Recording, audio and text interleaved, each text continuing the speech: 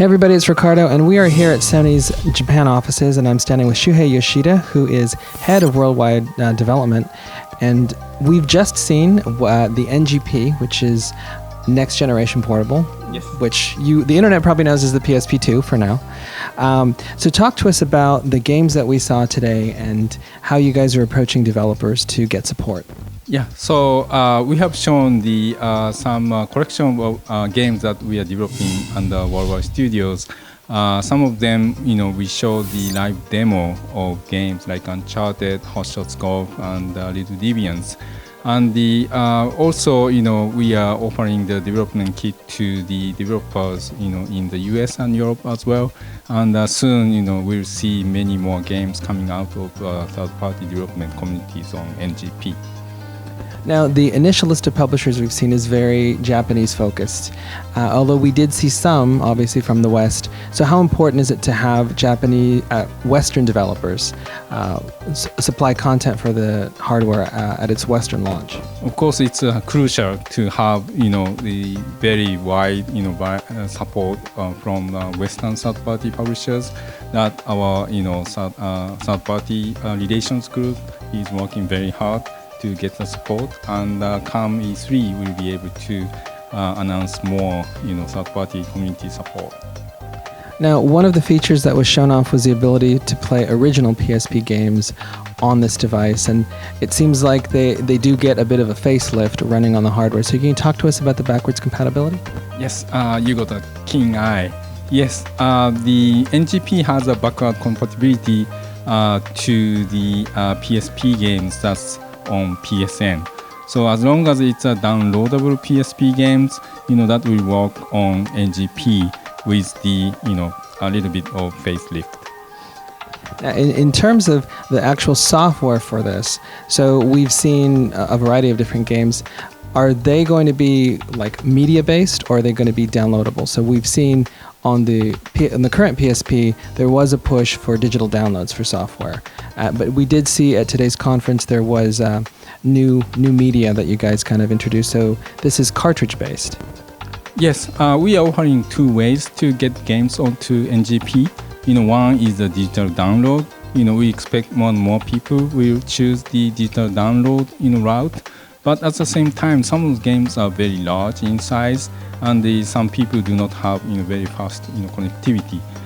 So we are developing a new card-based media using flash memory technology, so that you can go to a game store and purchase games on cartridge, game card, and plug and play your favorite game. Now, will we see the same situation we've seen on the original PSP, where there will be a physical version of games and a digital download, or is it going to be separate? Yes, there will be physical based and the download based, but more and more games will be offered, two options, to purchase. And the Worldwide Studios games will be available, large games will be available on the both, digital download and the game card. And small games will be exclusive to digital download. Now, does the system have internal storage, and does it have support for memory cards? That's one of the points we were a little hazy on. NGP will have two slots. One is the slot for the game card that you purchase from the store, and the other is the media card that we are developing, that you can store your own personal data like photos or videos or downloaded games. As far as game card you purchase from retailer, you can save your game saves on the card itself, as well as some games will have download contents. You can also save download contents on the game cards itself. Now, what media card? You mentioned that there will be kind of like a memory stick for this hardware. What's it gonna support? We are developing proprietary removable memory card, so you can store lots of different contents on it. And there's also been questions about is this as powerful as the PS3? And I think we've seen some demos that kind of hinted at that. So what can you tell us about the graphical muscle of this machine? How comparable is it to the PlayStation 3?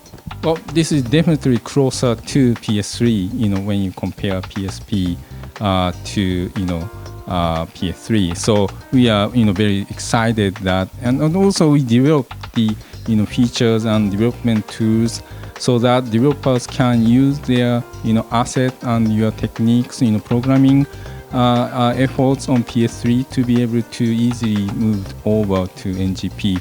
So it's designed as very developer friendly. When you are a developer for PS3, developing games on NGP will be very, very easy. Now, the other thing we've seen is the connectivity the device is going to have, and the games especially. Can we expect now to have kind of our PSN ID move from the PS3 to the NGP and include elements like our trophies and game data of that nature? Basically, NGP support PSN, and you can use your same PSN ID to log on to PSN on NGP.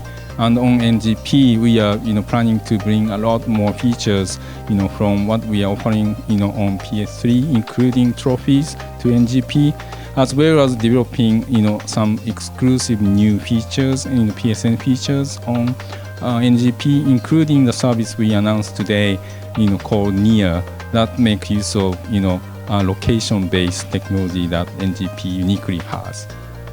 All right, well, thank you, sir. And the big question everybody has, and you may or may not be able to answer it, is when's it coming out and how much it's going to cost? We are planning to start releasing NGP later this year, and the cost or price of the NGP, you have to wait a little bit for that.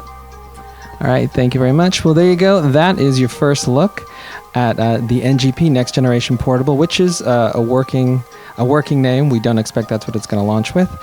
So thank you, sir, and we will have more for you in the months to come.